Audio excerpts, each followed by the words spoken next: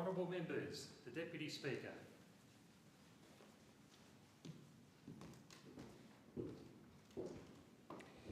Are there any constituency statements by honourable members? I call the member for Brisbane. Deputy Speaker. $67,000. According to Oxfam, that is how much the average billionaire in Australia makes every hour, over 1,300 times more than the average Australian. Last year, the wealth of billionaires in this country grew by more than 8%, roughly $28 billion or about $3.2 million per hour.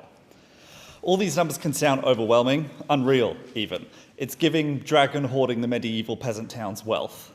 All this wealth being amassed in the pockets of the already mega wealthy, while the rest of the country sees living standards decline and life becomes more unaffordable. We are truly living through a new Gilded Age. Watching economic inequality increase every year, the cost of living crisis did not create a new problem, it simply laid bare a problem that had been brewing for decades. According to research done by the Australia Institute, the wealth of the richest 200 people in this country has grown from the equivalent of 8.4% of GDP in 2004 to 23.7% now. This is wildly unsustainable. Our entire economy is based on the principle of supply and demand. If we continue down the path of more and more wealth being amassed in fewer and fewer hands, how does anyone expect our economy to survive? Because it can't, and it won't. Billionaires and giant multinational companies calling the shots on policy and setting the framework for what is even considered possible in politics cannot last forever. I said before that we are living through a new Gilded Age. That age ended with the start of the Great Depression. If we do not learn from our past, we are just condemned to repeat it. So it's time for a new vision. We have the unique opportunity here in Australia, for better or worse, being about 10 years or so behind the US and the UK. We have time to make the changes that we need. And it starts with making sure the ultra-wealthy and multinational corporations pay their fair share of tax. Everyone else does, so they should too. And what's worse, they already do elsewhere. Soon after Norway discovered oil off their coast, they decided that wealth generated by a resource-rich country needed to be shared among everyone in society, not just the top 0.1%. Their solution? A super profits tax on oil companies. The revenue from the oil tax allowed Norway to invest in free university, universal healthcare, impressive national infrastructure, renewable energy, and a welfare system that ensures everyone can live a dignified life.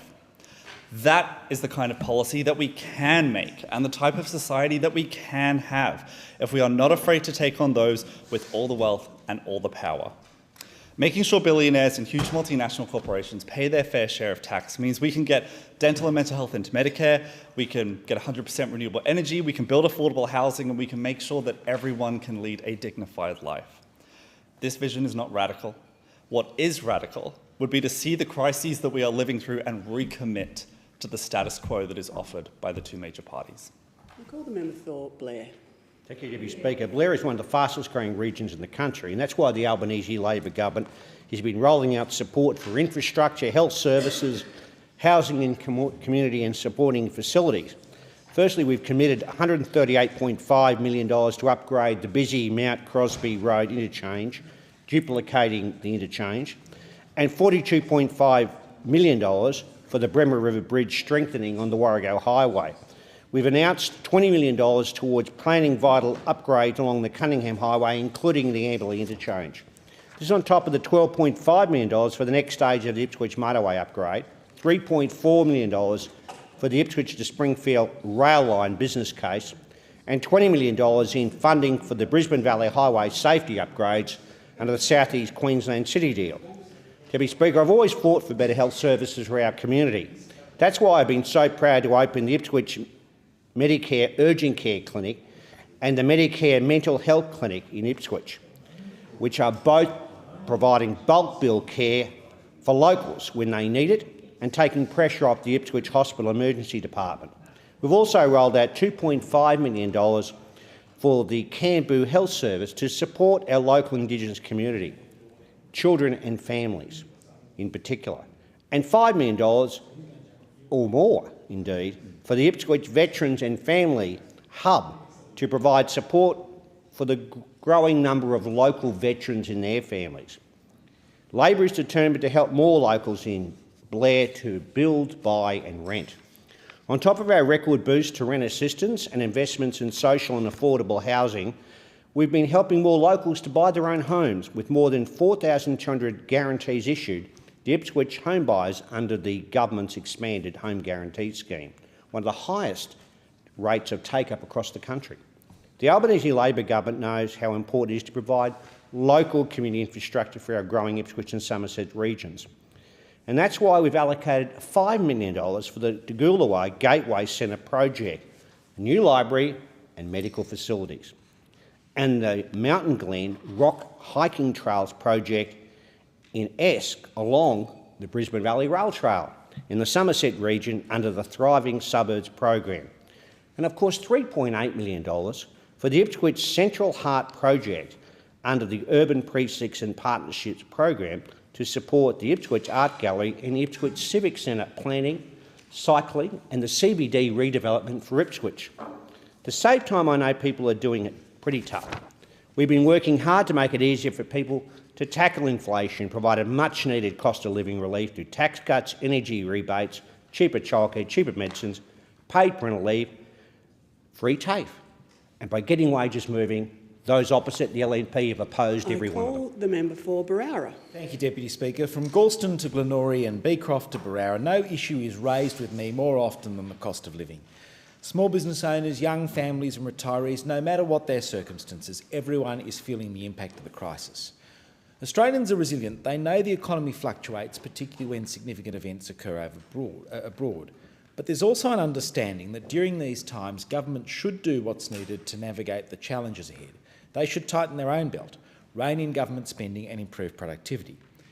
Most importantly, Australians once looked to the future knowing that our nation would come out stronger on the other side. But that long-standing trust and understanding has been broken by the Albanese government. Spending by the Albanese government's out of control, causing reckless government-fuelled inflation. Under this government, interest rates have gone up 12 times, tripling payments on mortgages. Annual electricity bills have increased by up to $1,000. And over the past 2 years, grocery prices have increased 12%, fuel's up 36% and rents are up 17%. At the same time, Australians are looking around the world and watching other countries bring inflation under control. When I look at these statistics, I think back to the local stories I hear at home. Increases like this mean families need to make difficult choices, enrolling their kids in the upcoming football season or purchasing a new pair of shoes. James from Cherrybrook has seen his home insurance prices skyrocket by $2,000 under the Albanese government. I also think of the local nursery owner who recently wrote to me outlining how hard inflation has hit her nursery. She wants to know, in her words, that the current government is stifling us after 33 successful years in business. The price of her fuel, electricity costs and machinery prices have increased dramatically, causing financial strain to her business bottom line. Compliance and employment red tape have also stretched their business earnings thinner, and despite business growth, staff have now been cut, machinery has been sold and payment plans have been arranged with the ATO. The nursery owners' plans to expand in 2025 have now turned into plans for survival. This is the legacy of the Albanese government. When my community speak with me about their cost of living struggles, they're not asking for a silver bullet to solve the crisis. What they want is an explanation from this government of their record. Why have Labor, the Greens and the Teals allowed this crisis to continue? Why have household energy prices increased dramatically when the Prime Minister promised close to 100 times that they would be reduced by $275? The Albanese government has been fast and loose with this wasteful spending for too long, putting the burden on taxpayers. The people of Australia and the people of my community in Barara want change. Wasteful government spending needs to be reined in, limiting the rate of inflation and bringing interest rates down. Energy prices need to be lowered through a balanced energy plan that incorporates a mix of renewables, gas and zero-emissions nuclear. Supermarkets need to be held to account for exploiting suppliers and consumers through new competition policy, including divestiture powers. These are changes only the Coalition will deliver. My community can no longer bear the brunt of these reckless economic decisions of the Albanese government. They're ready for a government that will get Australia back on track. Call the member for Fraser. Deputy Speaker, the East African Women's Foundation is an extremely important community organisation based in my electorate. It works across the northern and western suburbs of Melbourne, providing support to Somali women, often in very vulnerable situations. For women experiencing family violence, social isolation or financial insecurity, the East African Women's Foundation is an invaluable support. This past weekend, I attended the Australian launch of the East African Women's Foundation's network to end female genital mutilation and circumcision. This initiative is the result of the Foundation's tireless advocacy for the right of women and girls to bodily autonomy and reproductive health. The United Nations has identified this as a major problem internationally and is fighting for the end of this practice by 2030. This is a practice that does not have health or religious justification, and this was made clear at the launch of the network.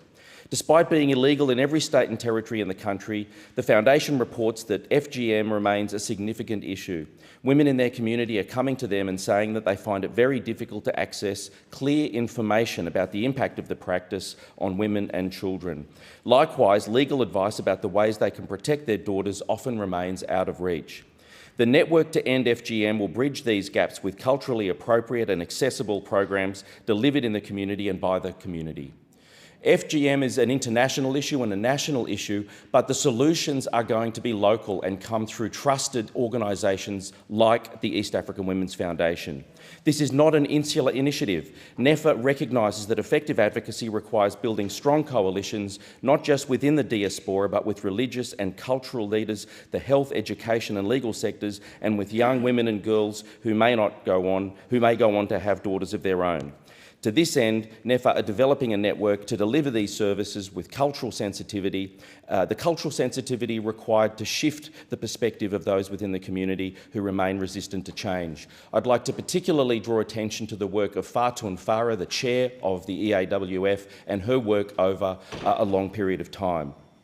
Deputy Chair, can I also call to attention the work of AIMS, who provide important English language supports and early childhood and aged care training in my electorate and right across Melbourne and Australia. They have 31 centres and over 500 staff. The Heartlands project was launched last night with speeches by Cassandra Fernando, a member of this Parliament, telling her story as a migrant, Archie Thompson, former Socceroo, and a very powerful speech by Tara Fatali, a person who migrated to South Australia from Kurdistan.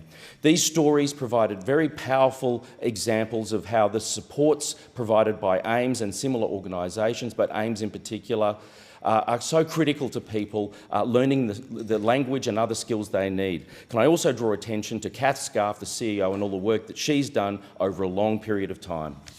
For Barker. Thank you, Madam Deputy Speaker. Madam Deputy Speaker, I stand with great pride and admiration to join in celebrating the exceptional achievements of those who have been included on the Australia Day Honours list. These honours are a symbol of high distinction, awarded to those whose contribution to community and to country have made a long-lasting and significant impact. They're an acknowledgement of a great service to others and a devotion to the betterment of the society around them. After all, that's what it takes to make this Australian nation, a nation of freedom, of opportunity, even in tough times. As Australians, we strive to better ourselves while supporting others. Mateship is an intrinsic part of Australian society. Aussies have each other's backs. It is in the sense of community, shared experience, mutual respect and unconditional assistance that sets us apart. We all share a stake in this nation's future. We all have a responsibility to each other and to future generations to preserve our way of life and to build on the great Australian success story that is founded in unity. To this end, for those formally recognised on Australia Day for their contribution to their local community and our nation, I say thank you. Thank you for the enormous contribution each of you made to strengthen our community and uphold our Australian values. With 7 out of 732 honours and awards emanating from the electorate of Barker, it's fair to say we're punching above our weight. I often speak in this place about the amazing people that make the communities in my part of the world amongst the greatest in the nation. These people include Dr. David Mills, AM, for significant service to medicine through international development and rural and remote health education. Mr. David Bodding for services to agriculture and the community of Millicent. Mrs. Wendy Gambling for services to netball as an administrator. Mrs. Cheryl Pedler for services to community through a range of roles and organisations. Mr. Peter Squires for services to community history. Mr. Alfred Wilkinson for services to communities of the Fleurieu Peninsula and Barossa Valley. And finally, Mr. Matthew Staples for distinguished service as a correctional services member. I commend these remarkable individuals and the legacy they're building for the future generations of their fellow Australians. And I thank them for the enormous contribution each and every one of them made to strengthen our community and uphold our Australian values. To them, I say thank you for your dedication.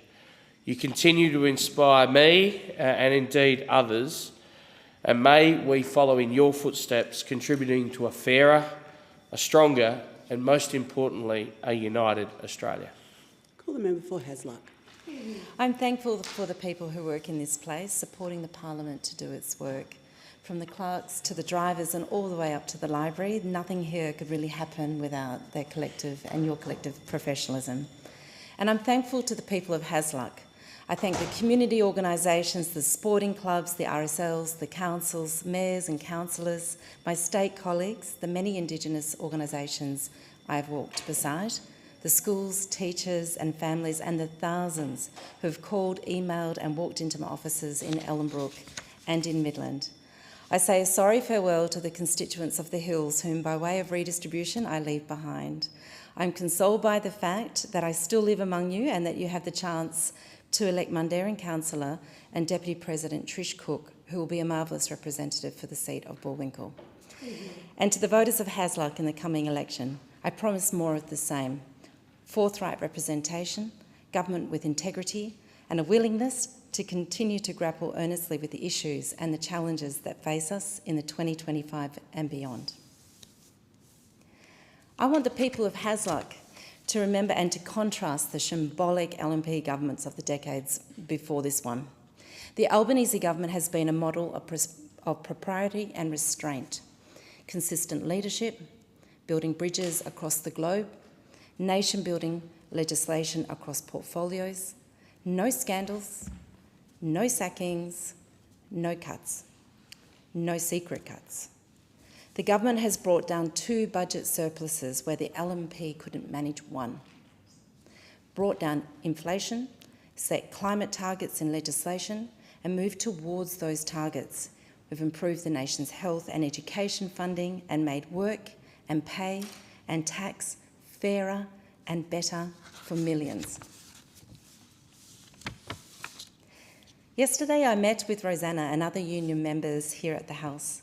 Rosie is a member of the SDA and works at one of our major hardware retailers.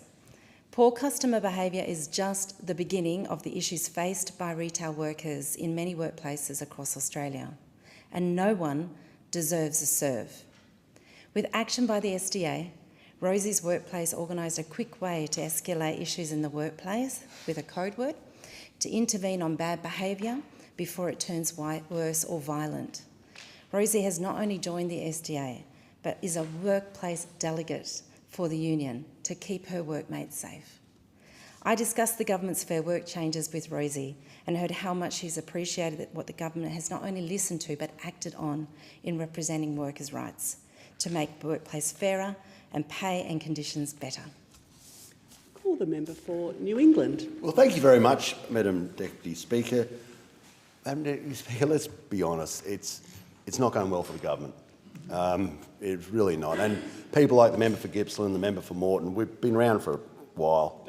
We know the talking points you get, and we know deep down in your guts, you have to go out and say these things that are just blatantly untrue and a load of rubbish, but you've got to go through it, you've got to go through the discipline of it. And I feel for the Labor Party now because they're all handed the talking points and they trot out and, you know, power prices are going down, the government's never been better and the cost of living's all fixed up. And you go and talk to anyone on your street and they give you this 100-yard stare. It's just, you know your cactus. And we've all been there, and unfortunately I feel the government's, well not unfortunately I suppose, I feel the government's there at the moment. Look, why? You're never going to control the cost of living while you've got some of the dearest power in the world. It's just not possible. You can't do it. And you're never going to bring down the price of power while you have this unhinged cult-like attachment to intermittence. It's just like you need this epiphany. What you're saying here and what's happening out there are 2 entirely different universes. You go to shops and they say, mate, my gas bill is going through the roof. I just can't pay for this anymore. You go to pensioners, and they say, well, I just can't afford my power bill. I can't afford my power bill. And then you say to them, we're going to fix it with wind towers and solar panels. And they just look at you like you are discombobulated and you are detached from reality. I mean, the poor old Labor Party, they jumped fair off a cliff with the voice and they hit the deck in amongst the rocks.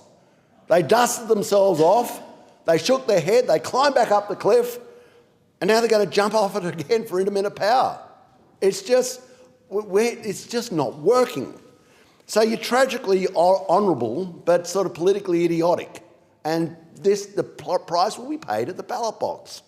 In our area, in New England, you took away the Tenterfield bypass and gave us swindle factories, wind towers everywhere. You took away Dungowan Dam and gave us solar panels, fields of photovoltaic black. You took away the inland rail and gave us highly flammable batteries that sit beside towns. You took away our property rights and gave us the highest cost of living that we've experienced. You gave us transmission lines with your environmental laws, Member for Moreton. All this idea that you assuage your inner virtue by going out to regional areas such as St George and saying, we assuage our virtue by taking away your property rights. It ain't going to help you at the election. I call the member for Boothby. Thank you, Deputy Speaker. There's been a lot of talk about the Greater Adelaide Freight Bypass in South Australia. The freight bypass would take heavy vehicles off South Eastern Freeway, around the back of the hills and onto the Northern Expressway. The aim is to get unnecessary heavy vehicles off Cross Road in Boothby and Portrush Road in Sturt. At the 2018 South Australian election, which was won by the Liberal Party, they campaigned that they would build the bypass, which they called GlobeLink. But less than 2 years later, the then Liberal Premier, Stephen Marshall, cancelled GlobeLink. They then said they would still do a road version, but all they planned was a bypass around the rural town of Truro. Speaker, they tried to say this was their major freight bypass, but their plan showed one lane each way, and it didn't join up to the freeway or the expressway. One lane each way for a major freight bypass. But, Deputy Speaker, they were not averse to building extra lanes because at the time that they were allegedly planning a totally inadequate Truro bypass, they put $61 million of federal funding into widening an intersection on Cross Road in Boothby and $98 million of federal funding into widening an intersection on Portrush Road in Sturt. Both of these intersections, on roads that we're trying to get the freight traffic off, mysteriously have extra lanes around the intersections. These lanes, however, disappear a couple of 100 metres from the intersection, where you suddenly have a bottleneck as traffic has to merge back into the more narrow road. Seems odd, yeah? Well, last week we found out what this was about. The Liberal tenders required the intersections to be upgraded to freight standard. So while they were still pretending they were doing a one-lane freight bypass at Truro, they were in reality funding massive upgrades of Cross Road and Portrush Road to freight standards. But it gets worse. We now find out that the Liberals had a report done on what it would cost to further progress their sneaky Cross Road freight route. They worked out how much it would cost to purchase up to 188 homes and businesses that they would need to compulsorily acquire. Speaker, I can advise that the South Australian Labor Minister for Infrastructure, Tom Koutsantonis, has absolutely ruled out a freight route on Cross Road and Portrush Road prior to the 2022 state election, and has now submitted a business case to Infrastructure Australia for the entire freight bypass, with 2 lanes each way, so the residents of Boothby and Sturt can rest assured. Speaker, at the 2022 election in Boothby, there were differences of opinion and policy, but no one actually lied about the position of their opponents. Sadly, this has not been the case from the Liberals in Boothby this time. The election hasn't even been called. It just goes to show you can't believe anything the Liberals say. You have to look at what they do. Call the member for Durack. Thank you, Madam Deputy Speaker. The Bindoon Mountain Bike Park is a fantastic asset for Western Australia. Located in the southern part of my electorate of Durack, the park is situated in Bindoon, a town that is just over an hour's drive north of Perth, and it serves as a vital regional hub for surrounding communities. With its stunning natural setting and well-designed trails, the park has quickly become a major draw card for outdoor enthusiasts, families and tourists. Now, recognising the potential of the park, I am very excited today to announce that a Dutton coalition government will commit to investing $1.5 million to deliver stage 2 of the Bindoon Mountain Bike Park. This will include more than 10 kilometres of new trails featuring advanced double black and blue trails, as well as a dedicated walking track. That's the track that I'll be using, by the way. A dual access way for emergency services will also be constructed, ensuring greater safety for all visitors. Now, on top of this, a WA Metam Liberal state government will commit $600,000 for a pump track and essential infrastructure upgrades to improve accessibility for families. Now, this is real investment in regional WA, not the empty promises and neglect that we continue to see from Labor. I'm very proud that the former federal Liberal government committed $1 million to fund stage 1 of this really important park. I was, however, subsequently so disappointed when the Albanese Labor government refused to honour this funding commitment, forcing the Shire of Chittering to cover the costs. This placed an unnecessary financial burden on the local community, which was yet just another slap in the face to regional West Australians who continue to be overlooked by this government. Now, despite its close proximity to Perth, it appears Labor still considered that Bindoon is too far away to care about, because we know from those opposite it's only cities that matter. And this is why when the WA Cook Labor State Government recently announced $23 million for outdoor adventure projects across WA, bizarrely, Bindoon was once again completely overlooked. Now, I'd like to take this opportunity to acknowledge the hard-working member for North West Central, Merrimee Baird, MLA, for her tireless advocacy on this issue. Mem is the Liberal candidate for the new seat of the Midwest. She will be an incredible representative for the people of Bindoon following the upcoming state election.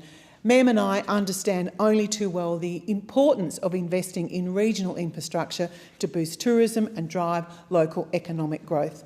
So together with Mem Baird, we will not stop fighting for regional Western Australia and the people of Bindoon. The people in Bindoon and Chittering, they deserve for the Bindoon Mountain Bike Park Stage 2 to be invested, and that is what we will do. I call the member for Moreton.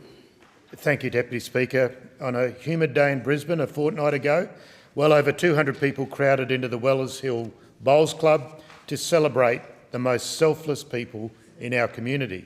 The annual Moreton Volunteer Awards are one of my favourite events of the year. This time it was a bit bittersweet because it was my 17th and final awards, but we certainly finished on a high. This year's 53 award winners were people who gave up their time in community centres, in multicultural groups, in RSL sub-branches, P&C Association, Girl Guides, Scout groups, schools and so many other parts of our community. There were award winners from all sorts of clubs, from ponies to soccer to lions to swimming to cricket to AFL to croquet even.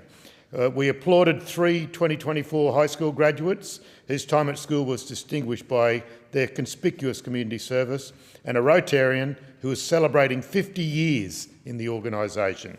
We honoured a men's shed stalwart, people who teach traditional Taiwanese dancing, a koala rescuer who's available 24/7, a church leader who fixes parishioners' cars, some Meals on Wheels volunteers, some refugee and asylum seeker volunteer workers, and so many more.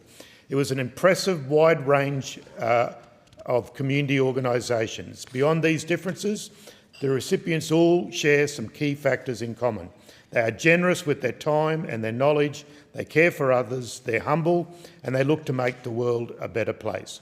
And right now, when so many people are doing it tough, these inspiring community workers really make a direct difference on the ground. Together they illustrate the diversity of the Moreton community, but more than that, they demonstrate the shared values of our community. They also showcase the benefits that come with volunteering. We know how it positively impacts on our community, but it also has a myriad of personal benefits. Volunteering has been shown to decrease the possibility of depression, anxiety and social isolation. It builds social capital, the connections you have with those around you, and it increases your sense of satisfaction and happiness. I can affirm that there was certainly a lot of happiness, laughter and good cheer at our awards. After the event, the local and state elected representatives joined me in mingling with the recipients, which was a great swirling group of people, and we heard more about the challenges and successes of these local legends.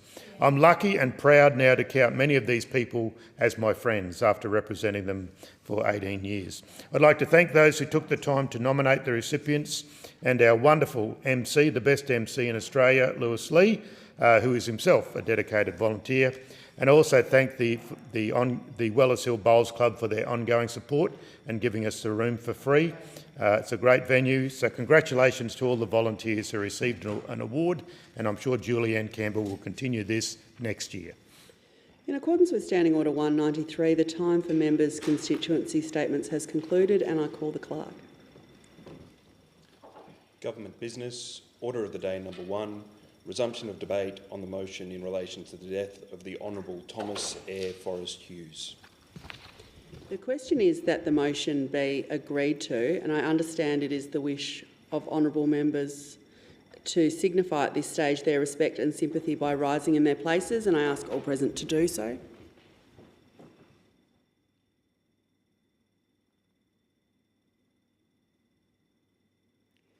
I thank the Federation Chamber. Call the member for Dunkley. Leave of the Federation Chamber to move that further proceedings be conducted in the House. Is leave granted? Leave is granted. Member for Dunkley. I move that further proceedings be conducted in the House. Member for Gippsland seconds the motion. The question is that further proceedings be conducted in the House. All those of that opinion say aye. Against no. I think the ayes have it, and I call the clerk. Government business. Further statements on women's health. Are there any statements? I call the member for Dunkley. Thank you, Deputy Speaker. On Sunday this past week, there was a groundbreaking announcement by the Minister for Finance, the Assistant Minister for Health and Ageing, focusing on providing accessible reproductive health care for women and girls. The Albanese Labor government is building Australia's future and strengthening Medicare, with an investment of more than $500 million to deliver more choice, lower costs and better health care for women, $573 million over 5 years. Women have asked government persistently to take their health care seriously, and we have listened and are here in the Federation today talking about it in the most unusual of places. In my late 40s, I transitioned into menopause. I spent the first 4 to 5 years treating it using alternative medicine. But as time went on, that approach stopped working. The night sweats, the insomnia, the muscle cramps, the sore joints, and my well-being was waning with every month that transpired. I eventually turned to Western medicine to get things under control. Thanks to Dr. Sandy Vincent-Bromberger and Hayley Binding, who have both supported me to navigate the menopause journey. Without your medical advice, I may not be working at all. The Assistant Minister for Health and Ageing spoke in the chamber just yesterday about her experience during perimenopause, with flooding on a tram on her way to work, the embarrassment and sense of helplessness she felt. I remember when I was transitioning from perimenopause to menopause, sitting in a meeting on my first day of a new job with my new boss and having to get up due to flooding. I felt totally ashamed and embarrassed. This is the reality of many women experiencing reproductive health issues, with many women choosing to leave the workforce. The Women's Economic and Equality Task Force report, chaired by our Governor-General Sam Moyston AC, notes the cost of women not engaging in employment to our economy is $128 billion. Reproductive health issues like period pain, endometriosis and menopause have a significant impact on women's employment. I'm sure there are many people listening to this who will know a woman, a wife, a partner, a mother, a daughter, a sister, a grandmother who has had to stay at home from work or school because of reproductive health issues. Until more recently, we haven't spoken about our experiences openly. The topic of reproductive health has been placed in a closet, spoken about in hushed tones. I always remember my grandmother talking about the change. She, like many women, felt embarrassed and ashamed to talk about menopause and medical issues. But this week, that changed. Just like that, reproductive health is the hottest topic in health this week, because we have introduced more Medicare support for women experiencing menopause. A new Medicare rebate of around $110 for menopause health assessments will be introduced so women can get the care and support they need from their family GP. Funding will be provided to train health professionals, the first ever clinical guidelines will be developed, a national awareness campaign will be rolled out, and specialist support for menopause will be provided at the 33 endometriosis and pelvic pain clinics. We are listing for the first time new menopausal hormone therapies in over 20 years. From the 1st of March, we will have a range of hormone therapies listed on the PBS, including Oestrogel and Oestrogel Pro, helping to secure supply and end the shortage of these important treatments. Over 150 women each year are expected to save $290 a year or up to $577 a year with a concession card.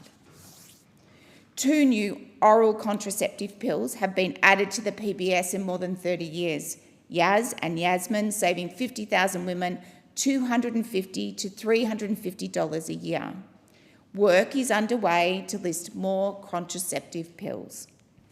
There will be more choice, lower costs and better access to long-term contraceptives. 1 in 10 Australian women use a long-term contraceptive, compared to 1 in 8 in New Zealand, 1 in 7 in Ireland and 1 in 3 in Sweden. Medicare rebates for insertion of IUDs and birth control implants will increase by up to 150%, with around 300,000 women each year expected to save $400 in out-of-pocket costs.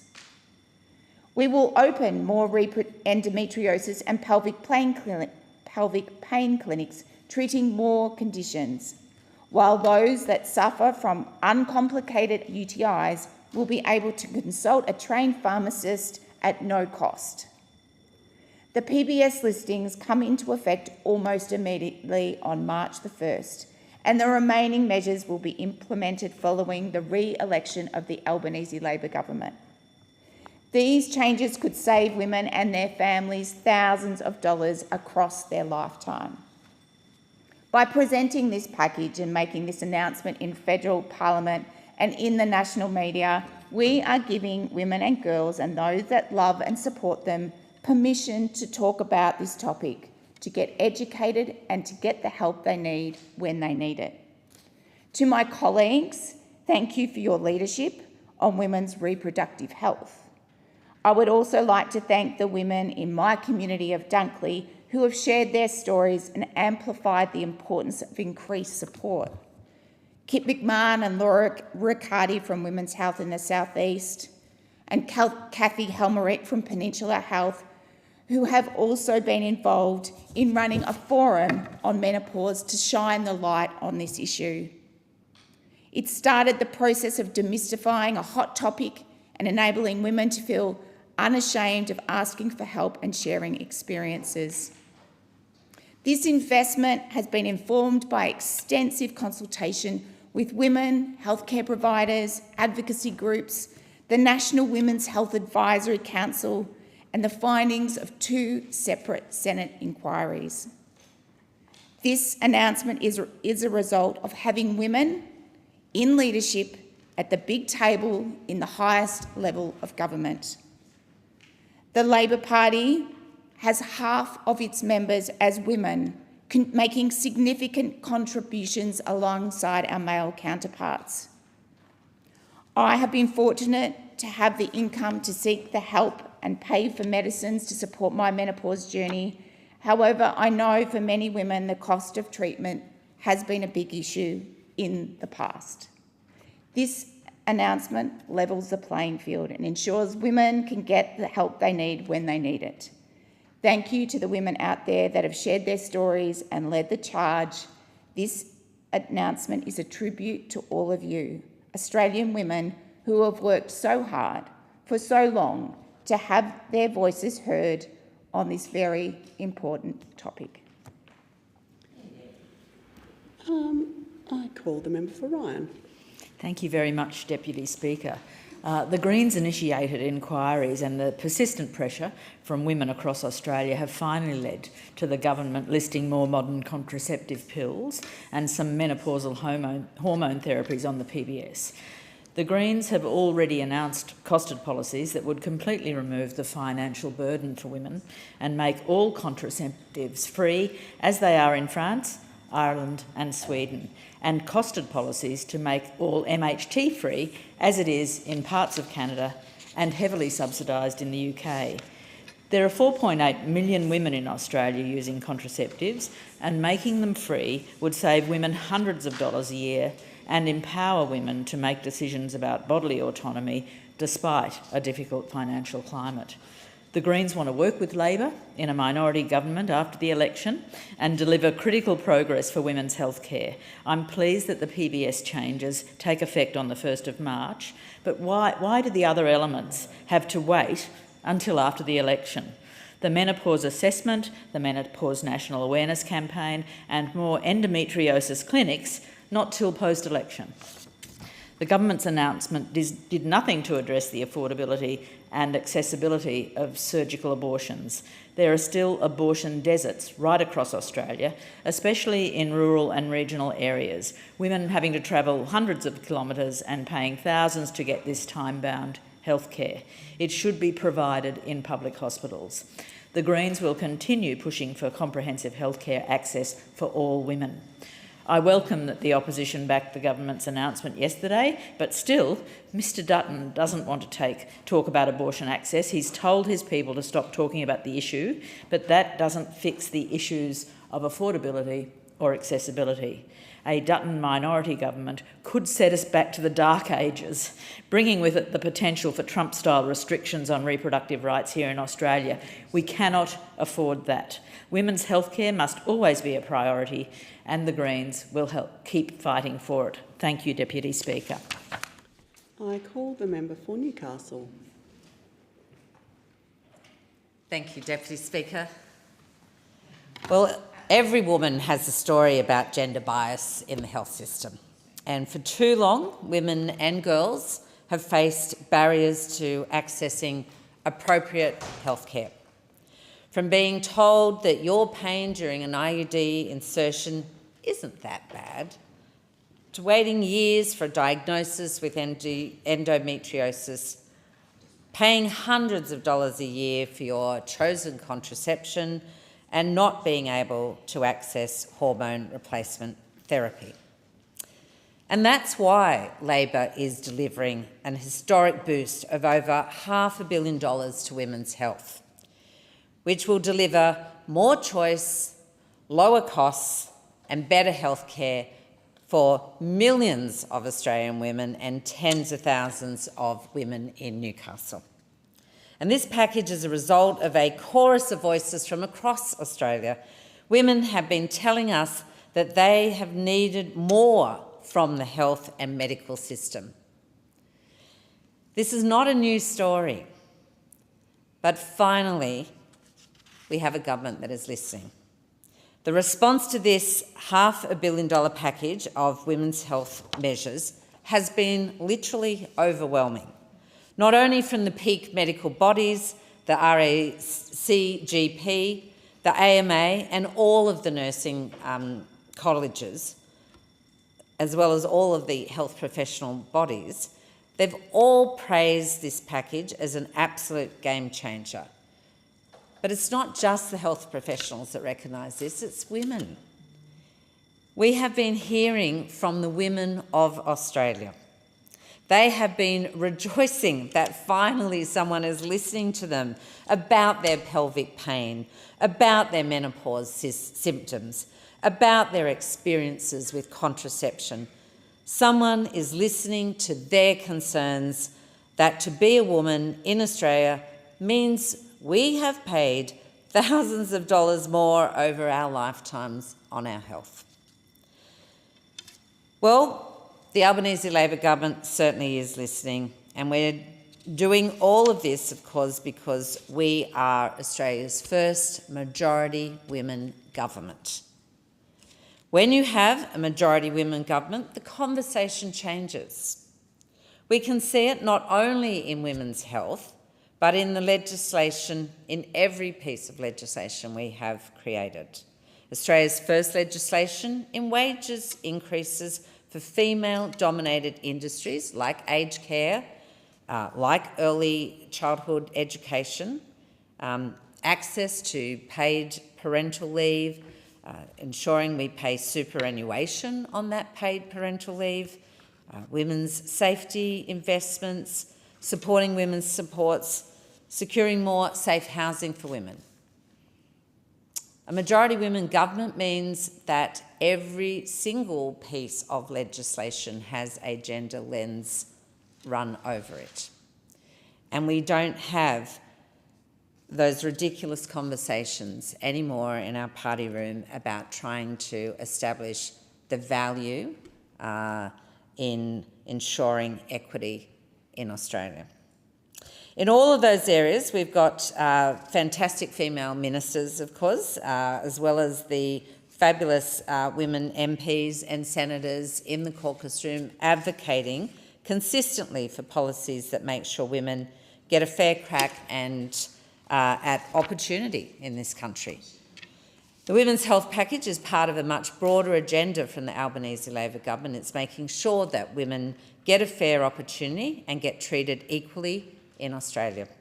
And we've made big steps in the last 2 years, but there is, of course, always more to do. We know that women face dual gender biases in healthcare and society. We face the almost sole responsibility of family planning in this nation, physically and financially.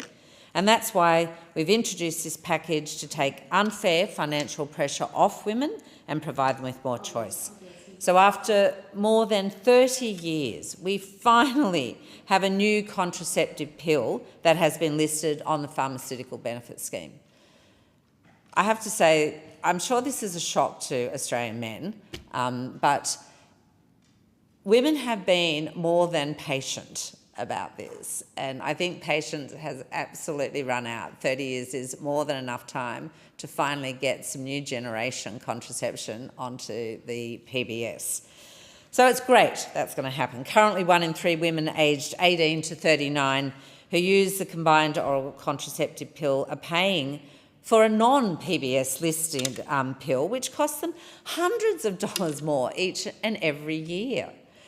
From March 1, so in just a couple of weeks' time, some of the most commonly used contraceptive pills, like Yaz and Yasmin, will be listed on the PBS after the Minister for Health and Aged Care asked the Pharmaceutical Benefits Advisory Committee to finally put some deep thinking into how we might extend PBS benefits to this newer generation of oral contraceptives and the menopause hormone therapies as well. The listing of these pills is expected to benefit around 50,000 women each year who would otherwise have paid $380 a year and will now pay $126.40 a year, or just $30 a year if you're on a concession card. Work is underway to progress the listing of other contraceptive pills, so stay tuned. But Australian women have got some of the lowest uptake of long-term contraceptives like IUDs, and only 1 in 10 Australian women use a long-term contraceptive, compared to 1 in 8 women just in our closest neighbours in New Zealand, 1 in 7 in Ireland and 1 in 3 in Sweden.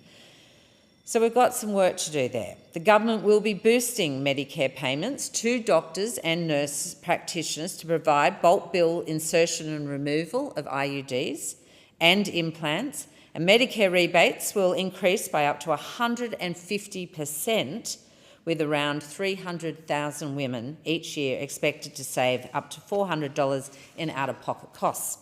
IUDs and birth control implants provide health benefits that extend way beyond contraception, and I think that's kind of important to note, including the management of really heavy menstrual bleeding, painful periods, endometriosis, as well as perimenopause and menopause.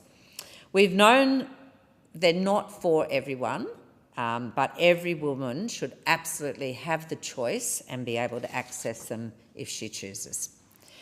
An investment of $25.1 million will establish 8 centres of training of excellence to ensure healthcare professionals are trained, skilled and confident in recommending and inserting IUDs. We've got 1 in 5 Australian women will have menopausal symptoms severe enough to interfere with their daily life. I know a number of my colleagues have spoken about either themselves or women that they've known who've had to the extreme end of having to give up work. That is shocking for our economic productivity as a nation, not to mention just the extreme impacts that has on women forced out of the workforce way too early. The government will also provide funding for health professionals to undertake additional training in menopause and perimenopause, develop the first ever national clinical guidelines. That's an important step. After more than 20 years, 3 new menopausal hormone therapies will be listed on the PBS.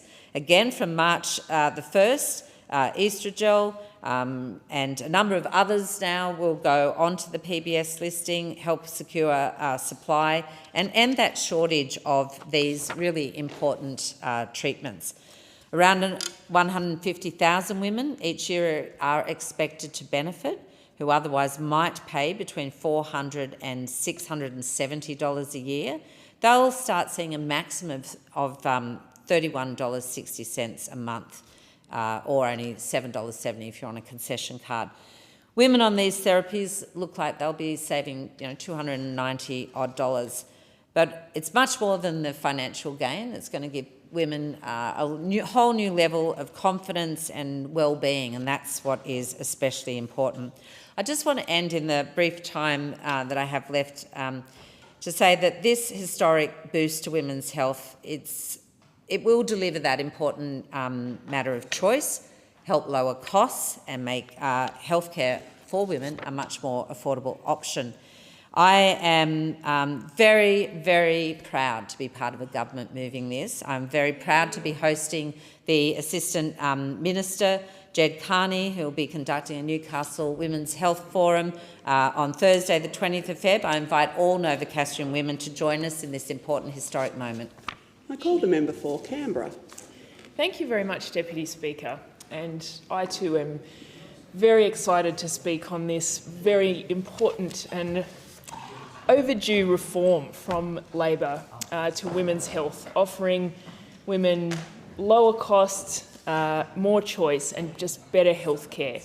For too long, women's health has not been taken seriously by decision makers, and we've heard too many stories of women struggling to access essential healthcare services, whether for contraception, menopause support, pelvic pain or endometriosis treatment. Women have had to fight to be heard, to be believed and to receive the care that they need. And I think all of us, even if we haven't had a terrible experience, we've had an experience that comes to mind when we think about these things, or multiple experiences. I know there are many stories I could share, and every woman I know could share about perhaps not being taken seriously, problems not being addressed if they couldn't be worked out, or just things that don't really seem fair. Women face a lot of costs at the moment in the health system, not because they're unwell, but simply because they're women. And our announcement this week has changed that. Our government has made a landmark investment in the health and well-being of Australian women, an investment of more than $500 million in women's health. which is a historic leap forward, one that will ensure better access, more choice and more affordable healthcare for millions of Australian women. And this is what happens when you have women in the room making the decisions, and so proud that our government is the first with over 50% of women in our caucus, and it means that these issues have been discussed. And I want to pay particular tribute to my friend and colleague, the Assistant Minister for Health, Jed Carney, who for her whole life, whether as a nurse, a unionist or a member of this House, and now a minister, has fought for better healthcare and health outcomes for Australians, including Australian women. And part of the work that she's been doing has been shining a light on medical misogyny, which is exactly what we've talked about, where, you know, systemically women's health has not been given the attention it deserves. And she's shone a light on these stories of Australian women through forums that she held, and just overwhelmed with numbers and the stories that people had gone through. I also want to acknowledge Senator Marielle Smith, who has headed up the inquiry into menopause, and again shone a light on this experience that affects all women, that has for too long sort of been hidden and taboo, and women, as usual, fronting up against serious health challenges, but needing to go about their everyday lives as if nothing is happening, and not having the access to the affordable care that they need. I want to acknowledge Senator Katie Gallagher, my ACT colleague, and who has led so much change for women as the Minister for Women in this government. And I also, of course, want to acknowledge the Health Minister for championing this as well. And it was wonderful to join them all on Sunday at the ACT Sexual Health and Family Planning Clinic, ACT, and I want to acknowledge that brilliant organisation and the support that they give to Canberra women at all stages of their journey, and sometimes in difficult circumstances, and are just a really important service that they provide, that accessible advice and healthcare. This package will ensure that women on low incomes can access critical medications through pharmacies, that general practitioners are supported and rewarded for providing quality care, and that women's health concerns, too often dismissed, are met with serious investment and action. It will transform menopause care. It will make contraception more affordable and accessible, reducing unplanned pregnancies. It will ensure women suffering from endometriosis and pelvic pain get the early diagnosis and treatment they deserve. And it will mean that women experiencing the debilitating pain of urinary tract infections can access treatment more quickly.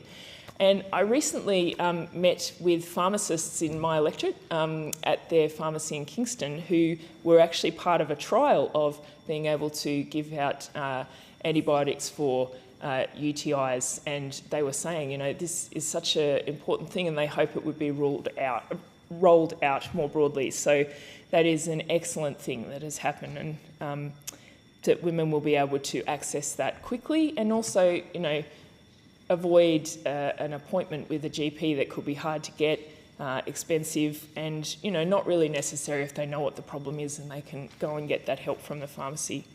These are not just policies, these are life-changing measures that will improve the lives of women across the country at all ages and all parts of their journey. Women like Ali Pepper, a world-class mountaineer who, when she joined us to announce this package in Canberra this week, it was wonderful to hear from her there. She described her battle with menopause as harder than Everest. She thought she'd never climb again. She fought to find a GP trained in menopause care, and once she did, the right treatment changed her life and made her feel like herself again.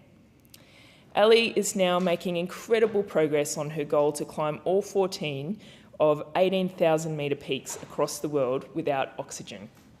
Our medical system cannot stand in the way of women not only achieving amazing goals like Ali, but going about their daily routines, as I said, facing challenges that, you know, women for too long have had to sort of hide these challenges and just been told it's part of being a woman. Well, it's not always. Sometimes there are treatments available that can make a world of difference, and this package is about making those more affordable and accessible to Australian women.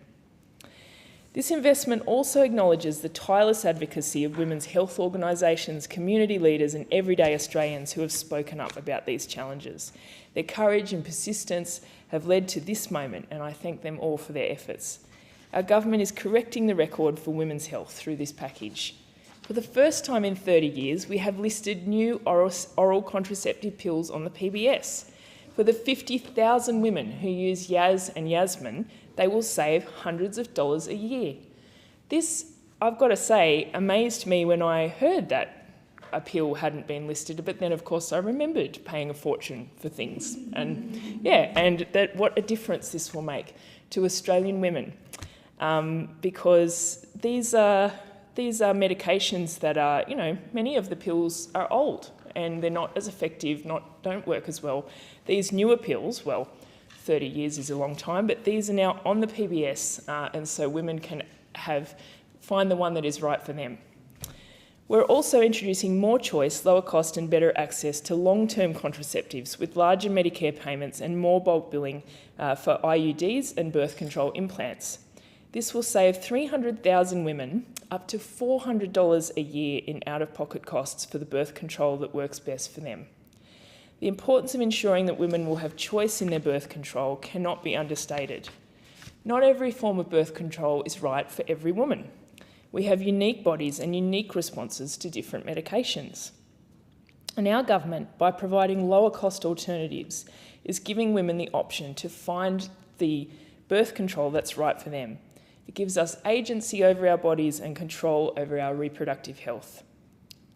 And, you know, as I say, it's something that most women would recall being dismissed, you know, at some point in their lives on that, trying to sort out those sorts of issues.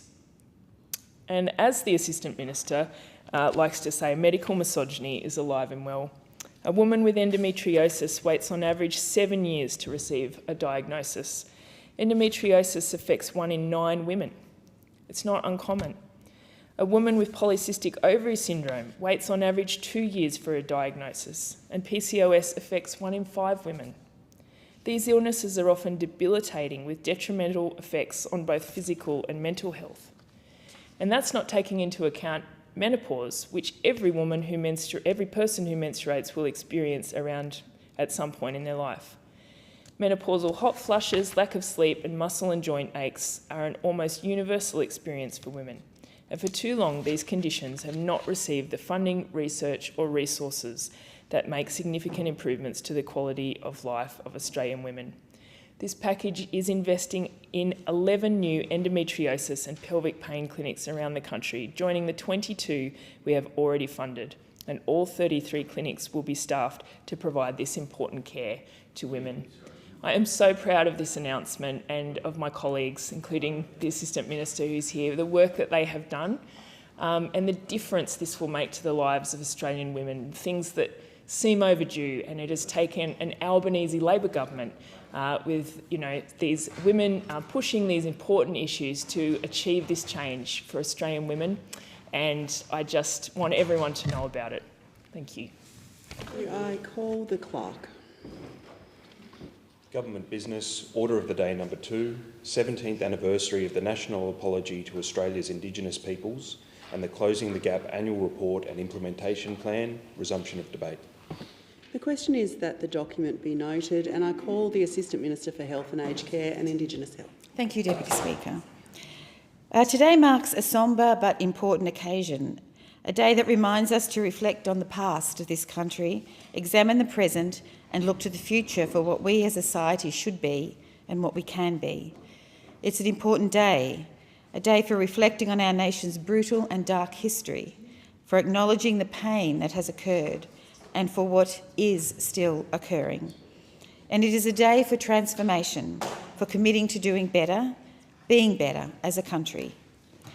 The 13th of February is, of course, the anniversary of the day in 2008 when the then Labor Prime Minister Kevin Rudd issued his apology to Aboriginal and Torres Strait Islander peoples, to the stolen generations, people whose lives have been blighted by past government policies of forced child removal and assimilation, a time that is a stain on our country and one we can't ignore. one that we must acknowledge and commit to never letting happen again. I, like so many Australians, remember that day very well. It was a watershed moment. I remember being on the lawns in front of Parliament House. At the time, I was working at the Australian Nursing and Midwifery Federation, and I stood proudly on the lawns with my colleagues from the Congress of Aboriginal and Torres Strait Islander nurses and midwives. We stood there listening to those amazing words, those moving words, those important words from Kevin Rudd. There were tears, there was relief, there was joy, there were lots of hugs. At this morning's Sorry Day breakfast, the Prime Minister reflected how when we first apologised for the atrocities inflicted upon our First Nations people, we collectively became a better country, a country ready to take the next step to moving forward. And just as acknowledged, I left half my speech on the table, thank you. And just as acknowledged that history in 2008, today we commit to being a better country for now and into the future. Earlier this week, the Minister for Indigenous Affairs, Senator Malarndirri McCarthy, tabled the Closing the Gap annual report and implementation plan. And as the Minister said, and as our Prime Minister reiterated, the National Agreement on Closing the Gap is a landmark partnership. It brings together all levels of Australian governments and the Coalition of Peaks. It's an agreement that not only prioritises the government's deep partnership with Indigenous Australians and their organisations with the Coalition of Peaks, but one for all Australians, all political parties, all communities, all businesses, all schools. I thank the First Nations leaders who are working with the government on closing the gap. I particularly acknowledge the amazing Pat Turner, the lead convener and co-chair of the Joint Council on Closing the Gap. We know when policies and programs are created and delivered in partnership, when the community-controlled sector is strengthened, when mainstream institutions are transformed, and when data and information is shared with community, we see real positive changes in the lives of First Nations Australians. This is the key for transformation, for closing the gap. Our annual report and implementation plan shows the progress made across the government and details our plan in the priority areas of economic empowerment, cost of living, mental health and well-being, and giving our children the best start in life, in health, education and housing. In 2024, I had the immense honour of being appointed the Assistant Minister for Indigenous Health. It's not a role that I take lightly. I'm absolutely honoured to continue the work that Minister McCarthy undertook in this portfolio and privileged to continue to work with her in her new role as the Minister for Indigenous Affairs. An important portfolio that we also thank Linda Burney for all her incredible work. From the get-go, my approach to this role has been listening to First Nations people.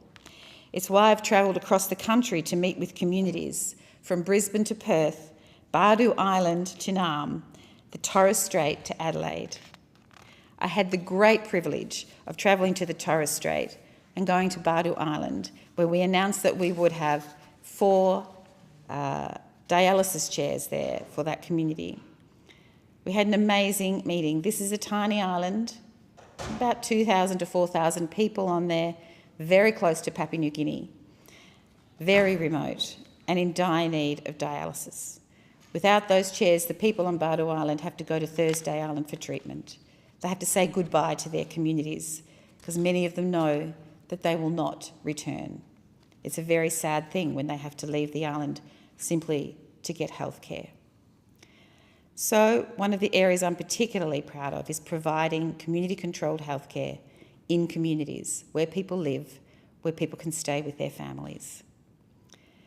We are particularly proud of strengthening the community-controlled sector. When the Albanese Labor government came into government, we committed to strengthening the community-controlled sector. We know that we get better outcomes when we work in genuine partnership with the people who are on the ground and know their communities so well. One of the key pieces of feedback we received from the sector was the need for long-term, sustainable and flexible funding to ensure that AUSParliamentLive can focus on their core business of delivering culturally appropriate, high-quality care to First Nations people across the country. And from July 2024, we were proud to invest an initial $300 million to implement rolling funding agreements to provide certainty and flexibility for AUSParliamentLive, bringing the total AUSParliament investment under the Indigenous Australians Health Program to $2.7 billion.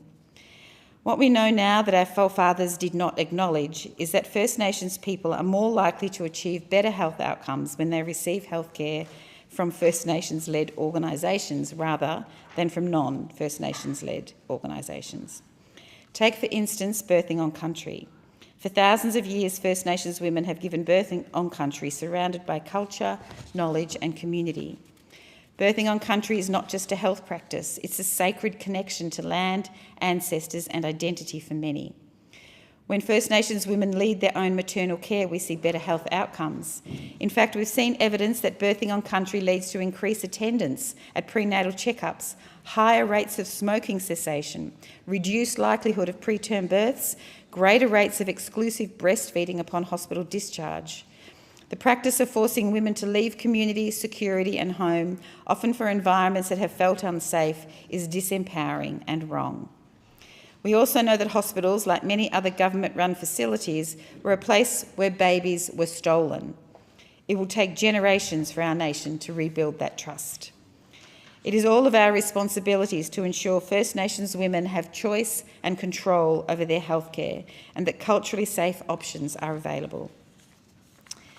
Today, we acknowledge that progress has been achieved, mostly led by First Nations Australians, and the continued work that must be done. On National Sorry Day, I want to add my voice to the millions of others and say on behalf of our government and our ancestors, I am deeply, deeply sorry. I acknowledge that while no words will ever be enough to rectify the pain that has been caused, we must always endeavour to mend the pain in any way possible, not just through words, but actions too.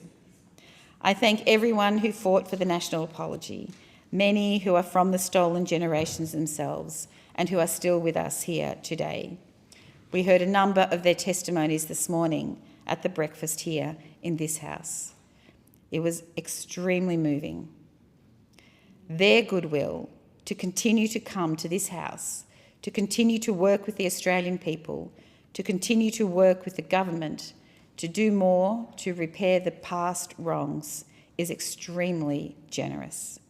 We want to do more, we will do more, and we must do more. Thank you. The question is that the document be noted, and I call the member for Canberra. Thank you, Deputy Speaker. The Stolen Generations is a tragic and absolutely shameful chapter in the history of Australia, one that has left deep, lasting scars on Indigenous communities. Today is an important day to reflect on these policies of our country and the impact that they've had on First Nations Australians.